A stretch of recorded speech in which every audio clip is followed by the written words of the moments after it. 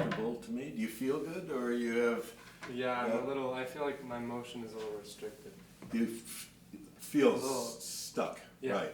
So, just want to show you. I think it's got a lot to do with the chair and the way you're sitting. I'm going to take your cello away from you. Okay.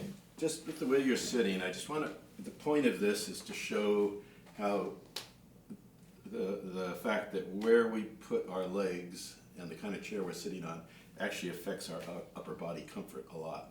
So just sitting like that, just move in the chair and play cello, be yo-yo, you know, playing Sinfonia Concertante, right?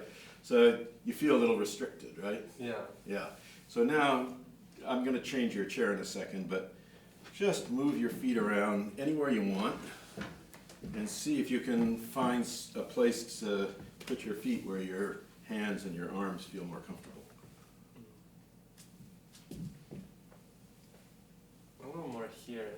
Okay, good. So, yes, so the wider stance, of course. Yeah. So that's good to know because tall people, without even realizing it, they very often put their feet back like this when they play, right? And then they lose their base, and that's why you were feeling kind of constricted. So that's an adjustable bench. Why don't you adjust that bench up to a higher height? Just take a guess as to, I would say you want to come up about 2 inches or so. Okay. So everybody I've ever talked to that deals with the body from all kinds of different perspectives, yoga, Asian martial arts, right, dancers, actually very importantly, these guys that study office ergonomics for people that are sitting in chairs all day long, right? They all say that a healthy position comes basically the way you are now, where your knees have to be lower than your hips, right? As soon as your knees get up here, like at a right angle, right, you can feel a little bit constricted, right? So you want to be on a chair that's high enough. The other thing you want to do is roll forward a little bit and feel the indentation in the bottom of your spine. Probably 80% of cellists have lower back problems after, right? This is a healthy way to sit. So you want to be tall here. Now do the same thing that you did before. Put your feet in here, put your knees together even, right? And play. And notice how uncomfortable it is. Yeah. Right? Okay. Now just go through the same thing and just find a place where your legs feel, where you feel powerful and free. I think here. Right. And even if you bring your feet out a little bit further, yeah, I bet you feel even stronger. Sometimes when I play, even if especially if it's a low chair, I tend to bring a leg out if I'm going like this. So like very good. Your body's instincts are right on. So what we're doing, when you do this on a low chair, you're opening up this angle here. You're dropping the legs out the way I said. When you do this, you're doing the same thing, right? So, but ideally, you want to be on a chair where your legs can slope out just a little bit, and you've got this powerful base, right? Now I'm going to give you the cello back in a second, but I just want you to feel something first. Step into the floor with your right foot, and your body will go over here, and then step with your left foot and put. So you can actually. That's right. So you can steer. I call it steering your body from the floor.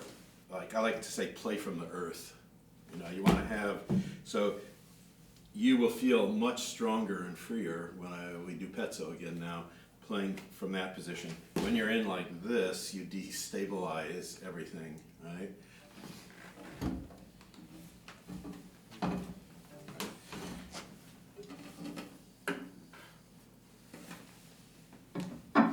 Okay, so a couple of things happen. So you're going to have that wide base now, and if you step into your right foot when you play a down bow, yes, and send your body that way. Right. So I'll show you. We have all of our arm weight that we've dropped here, and the question is, how do we get it out here, right? So when you use and play from the floor and you push a little bit,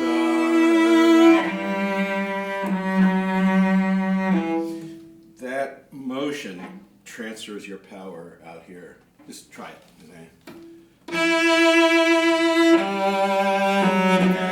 Again, here. Right, it's the end of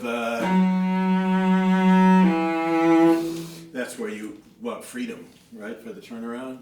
So just do it the wrong way once. If you go this way, right?